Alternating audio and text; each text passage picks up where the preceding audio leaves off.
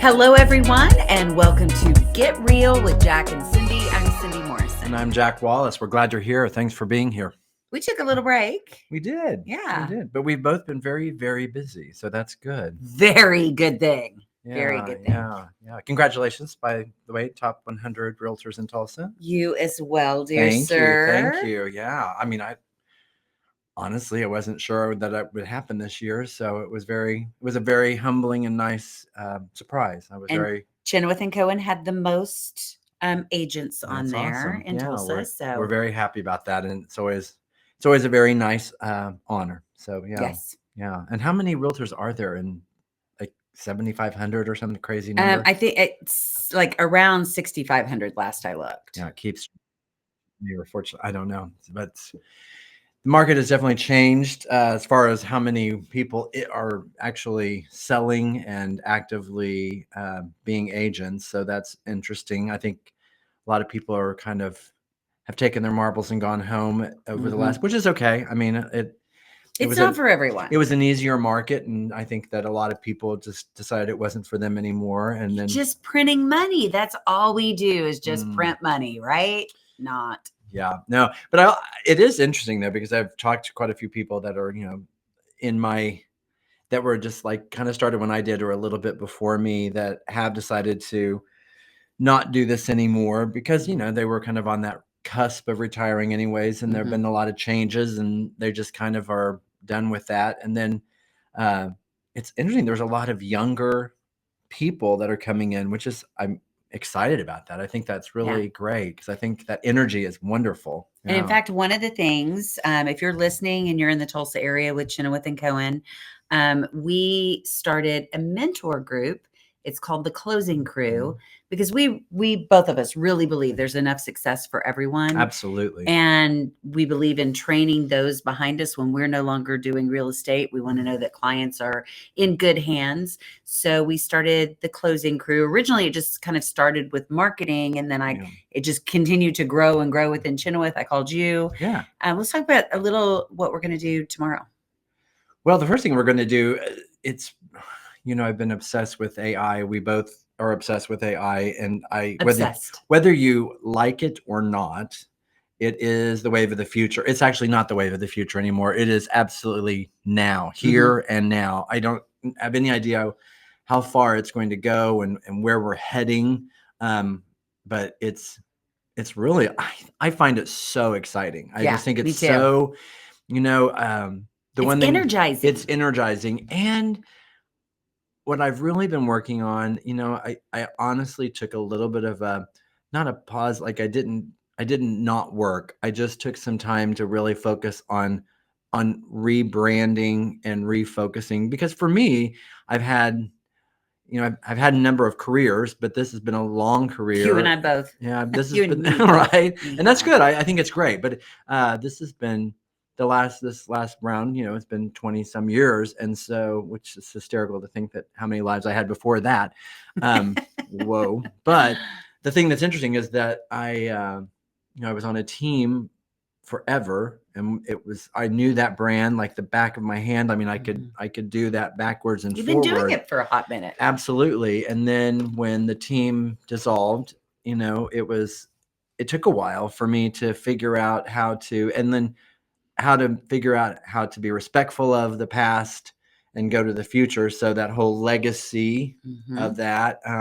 And so that's been a really good thing for me to really focus in, and AI has been very helpful because it's been a way for me to weirdly converse back and forth and not really worrying about overly conversing with another human being, or and letting it. And you can talk at 3 back. o'clock in the morning if you want, Yeah. And so it's just been amazing. And so one of the things we're going to do tomorrow is I've kind of come up with some quick prompts for people to go through and evaluate themselves and what they want to do, because, you have to find your niche. Like we talked at the beginning, how many agents there are.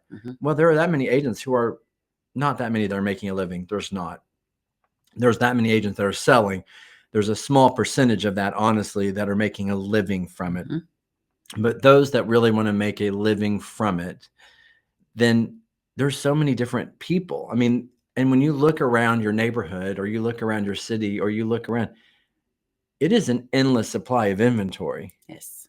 And so to think that it's only going to be 4 or 5 people selling real estate is an impossibility. Right. We need lots of different voices, lots of different personalities, and the public needs lots of different ones because they differently and they need a more niche person that can help them in the way that makes sense for them. Right. So finding those voices is really important. And that's what we're going to focus on, because I think everyone has something to offer. And I talk a lot about what it is that you've overcome.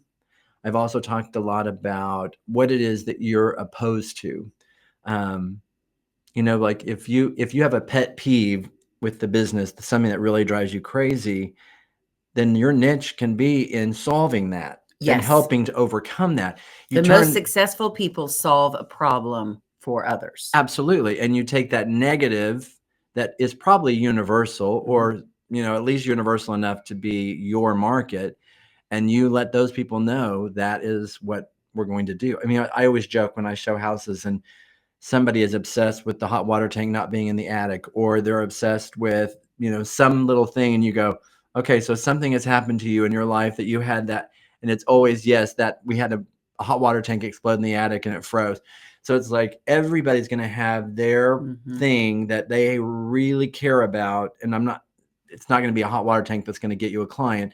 But if somebody is always afraid they're being taken advantage of, or that they're going to make the wrong decision, or they just want somebody to do the transaction, they feel comfortable with everything else, they just want someone to do the paperwork. Like there's all those different things. And so finding that voice for yourself is going to be really important. And that's so what we meet, the closing crew meets once a month, and Jack and I lead it. And that's helping them find their voice, helping them find their brand. And a lot of the agents that have joined the closing crew are brand new, but some of them, they took a pause in their career for whatever reason, or they've had another part-time job and, now they're ready to do it full-time. So I love that. And I think that's a huge thing. The thing I love about real estate, there's a lot of things I love about real estate. There really are. I mean, I've done it a long time, and I can still say that there's a lot of things I don't like too, I guess. But the thing I love is it can be your second act, your third act. It can be your first act. But I mean, this is a job that you can do. And like I said, let's say you've been through a divorce, you're a widow, you lost your job. You didn't go to college. You didn't go to college. You can do this if you work hard and you have some intelligence and some emotional skills. Yep. You do have to have emotional skills. You have to be able to deal with that. Yes. But so some other things we're going to talk about is Canva, which for those of you who don't know is an editing tool on the internet. And you can go on and make your own graphics. It can help you make videos. It's now connected with AI. It's just a really great tool to know. We luckily at Chinowth Cohen have a 16-person marketing department. But with that said, there's also 650 agents here in Tulsa asking for them to make things for them. So sometimes you need it just real quick. So I make a lot of my own stuff, and then some of it I have marketing do. But I think, if you sign up for an open house at the last minute and marketing can't do it for you, you can jump in Canva, create something that's beautiful and branded properly with the right colors, the right logos, all of that, and then print that up and have it ready for your open house. So we want to, help these agents also become autonomous. I don't know if that's the word I'm looking for. I think that's I think that it's a different market than it was 3 years ago, Sure. 4 years ago. And things are happening where we have to keep things in the public eye and fresh. And Canva is a great way to do that. I mean, it's just amazing to me. I think that's why you and I both are so in love with all this, because it's allowing us to have the creativity that we've always wanted. But for me, I always felt like I had to kind of stand back and wait or go through the process. And I knew what I wanted in my mind, but I could drive someone crazy drilling it down. And that was the other thing too. I think I got lazy a little bit because of the fact that we had taken so long to establish our brand that then the thought of going from the beginning was so daunting because I couldn't even process that. And then now But I've with done AI, that it's work, so but with the different. AI, Yeah. and then it allows you to really find your brand voice. Absolutely. And your brand voice now is not static. That's the No. other thing too. I think we used to have a very static brand, was how real estate was. You kind of established your brand and you use that for the entirety of your career. We also did the same hairstyles forever. Absolutely. I mean, with the Absolutely. Aquanet and everything else, but that's the old I'm way not of supposed thinking. to use Aquanet anymore. No, you're not. But that's the old way of thinking. You really, one thing we're guaranteed in this life is change. Thank God. And so, yeah. If not, you get really stagnant really fast. And so if you embrace change and look at, okay, I'm going to keep my head on a swivel of keeping my brand relevant, it is really, it's exciting and fulfilling. I just had 3 different agents I really admire on Instagram contact me and ask me who my social media team was. And I was like, me? Hello, But me? again, it would have been impossible to do that. Absolutely. And that's where you and I taking that AI course all those years ago, 2 years ago. I mean, that was a game changer. And, it's funny because now I think that the technology for me has caught up to where I wanted it to be when we first took it. Yes. And it's exciting to think, wow, so now we're here. Where are we going next? And I want to be a part of that. I put on a story the other day. I don't know if you saw it, that basically this old dog knows I love that. Yes. knows some new tricks. I mean, you can't teach a dog an old dog new tricks. Yeah, you can, because this old dog can learn it. You can learn it. I mean, and why wouldn't you? And we feed off of each other too. Absolutely. We were laughing earlier that there's certain things that I'm really passionate about and good at. Certain things Jack's really passionate and good at, and together we make a full person. Right. No, and I think it's even down to when we were talking about what we want to accomplish with this group. I think my big thing has been legacy, and that's really what I'm pushing, because I'm now at that age where that's where I'm really wanting to focus as much. And I say that I want to help people to really fulfill the legacy they want for themselves. Yes. And for their families or for their community. That is my mission. But with these agents that are, we lose really good people a lot of the time because they get into analysis paralysis, or they think they have to know everything before they can go out and do something, and they'll actually prevent deals from happening because they're so afraid they don't know how to do it, that they'll talk people out of it in the beginning. So being able to be there for them in that, and they have managers, which are great too, but that extra layer of what do I do here? And then kind of filling in a niche of education that's kind of beyond, that we used to joke. I don't think this is true anymore. So anyone who's an educator in real estate, please take this with a grain of salt. But we used to joke that you took your license and then you learned how to actually do real estate. Oh yeah, for sure. Because it's all the information you kind of need to have in the back of your head, but it isn't the practicum of actually doing real estate. I do think that's changed. I think they've gotten a little bit more practical in some of that. That post 45 now. They don't. And that is after my time. I didn't have to do that. Oh, you didn't? Okay. Well, I'm sure it wasn't. I should have. I'm sure it wasn't just me, but I jumped in and I just started working, and the post 45 was not top of mind. So I got my license in January, and then started with Chinowth Cohen in February. And in December, I was taking all of my post 45 classes. And now they don't let you do that. You have to finish those in your first couple of months.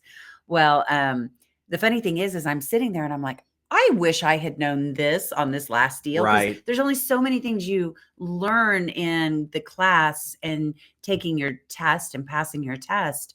But that post 45 is really important. And I'm probably at our training center 2 or 3 times a month. Hopefully is my goal, because that continuing education is so important. I will say this is the first time when it came for my license to be renewed last week, I only had to take one online course. Look at usually you. I'm at because I have been going through the time. I think the other thing too, that like we were talking about, it's really, it's going to be finding the things that you want to learn about. And now there's so many things that you can find to learn about online. Like we both take a lot of classes online, and it's just so helpful. And sometimes they're duds, I mean, sometimes you're just kind of like, I got nothing out of that, but it's worth it because then you get one or two things and you just go, this is mind bending. Yeah. I just signed up for a video course and told you about it. That I'm so excited. I got a new camera gimbal, of course, with my iPhone, and how to do really cool things. I guess that's the only way I can describe it. In shooting videos and being on cutting edge. You and I just took a video course that showed us how to, if you have a lot and drop a house in from the sky onto the lot, some cool special effects. It's kind of funny with your TV background. We're both like, oh yeah, we're in. We're all in. I have to sometimes remind myself, like, I'm taking this for real estate. I'm not going to become a movie maker. Well, you might in your spare time. Oh my gosh, I just watched that new, I can't even pronounce it, so I'm not going to try, but it's an Argentina sci-fi on Netflix series about. Oh, I saw it. Oh my gosh, it's really interesting, but it was so funny because it's like one word. Yeah, well, it's El Entre, like astronaut, but entronaut or something like that. But anyways, it's like they filmed it in Buenos Aires, and it was a really big deal because it was all Argentina. I mean, like they're so proud of and they should be because it was pretty amazing. But like, it's supposed to be snowing the whole time in Buenos Aires, and so they were doing all these things. And then there was a behind the scenes thing, and I'm thinking, I was looking at, oh, that's a wide angle. Oh, that's a like after that class, you just kind of go, oh, so it does sort of open you up. But I think we're all, I think it's more fun right now because, it's sort of like, there's those people that just put the static thing on and again, it's fine and it does the job, but like to get people to really engage is really part of the game right now, and it's like, and then separating between what's entertainment and what's actually sells, like, and I think sometimes we get a little bit off on that. And so one of the things we'll really work on with the closing crew is how to actually take that material and try to work it to really figure out how to reach an audience. I mean, for example, I have a listing that was having sort of a difficult time with people wrapping their brain around. And then I rebranded it in, kind of knowing what my niche market was. And it was crazy how much of a market, it's really opened up a lot more people. So I think you really have to pay attention to what's working and then what's not working, taking the feedback you're getting and then saying, how do I show people a way to overcome these objections? And that's really, it's important. And you kind of have this ability to reach an audience, but you need to pinpoint which audience you're trying to get with this property. And I can't remember which country it is, but they actually have an AI agent, a real estate agent. Portugal. And I still don't quite understand how it is doing. I'm not sure how it's going to show you properties and stuff like that. But what people did love is it returned phone calls promptly, returned messages promptly. So, if as a real estate agent, you could be replaced if you don't bring in the creativity of marketing, if you don't bring in the human aspect, if you forget to call people back, all of those things are super important for your job security. And those are the agents that in the end will continue to win. And I think you and I both say this over and over. AI allows us to be able to do the human things more. Yes. We're not so bound with the things that used to be more clerical, longer term creative. It's just even amazing creating documents and letting it do deep research for you. And what's interesting, on my when I'm doing it on my desktop, I have it deep research and then it compiles and it shows me what it's reading and what it's finding and what it's, so I'm watching in real time, but also I can say, I don't like that. I do like that. I can see as it's going. So then when the document comes out, I know kind of where I want to change things or what I want to do. So it's just amazing. But I think, again, for newer people, you got to focus on facus. I like that. Fake it till you make it, baby. You got to fake us to the make it. You got to focus on what's important, which is learning the contract. You need to focus on really finding out answers whenever something you don't know. You have to focus on not being afraid to not know. Right. Because you can only know what you already know. That's just part of it. And, after 40 years of, you learn a lot just because it's over and over, repetitive. So if you're lucky enough to have a long career in this business, you'll be in a different position at that. Oh, so sorry. Somebody did not put their phone on do not I disturb. did not. You'll have a different perspective, but right now that isn't where you are, and that's Right. okay. We weren't there. Right. I mean, and I'm certainly not. I mean, sort of. I saw a thing that said when Chuck Norris, when GPT asks a question, it asks it directly to Chuck Norris or something like that. Like, I mean, it's kind of funny. Like he's such the authority. Like, you start going like, who? Now we have this Chat GPT, which is like the wealth of knowledge and information, but you also go, okay, yes, that's true, but here's why it's not quite true. Right. So like. And that's where you want somebody who's had some understanding. You can find answers online to things, but that does not, you really need somebody who's done it and worked it and knows it. Yes. And that's what we're going to try to do. We're trying to be that voice for them. The other thing we're going to talk about is the art of closing techniques, because, if you can't close somebody to list with you or close them to sign that buyer broker agreement, that's being a closer. There's an art to that, and there are techniques that will help you. Yeah. Ask for it. Yeah. I mean, it really is like when people say, what is this, the art of closing? I think, first of all, it's caring, truly caring and being present, and listening to what they have to say. And then the most important, asking. People are waiting to be asked. It's really, and being okay if they say no. I mean, it's okay if people want to do. What is that Garth Brooks song? Thank God for unanswered prayers. I think there are things that you can let go of, and there are things you can hold on to. So, but let it go. Let it go. That we really are excited, and I mean, I think it's one of those things. If you are a Chinowth Cohen agent and you're newer and you're struggling, or you're not struggling, but you just want to have that little bit of extra, we'd love to talk to you. When we were on our luxury regents tour, one of our regents actually said, she was like, tell me more about this class that you're doing. And she's coming because she wanted to learn more about Canva. Yeah. It's not just for new people. And I mean, and also we're open to learning from anyone coming too. I mean, so like, it's kind of an open forum. I just want to keep it really focused on, sometimes I think whenever all of us get into a room that have been doing this for a long time, we start talking over a lot of people's heads. So we're going to try to avoid that a little bit. But yeah, we'd love to have that. And then, also if you're not Chinowth Cohen and you're somebody that wants this, that you can also talk to us. We can figure that out too. There's ways to get that. I think we're going to expand it shortly.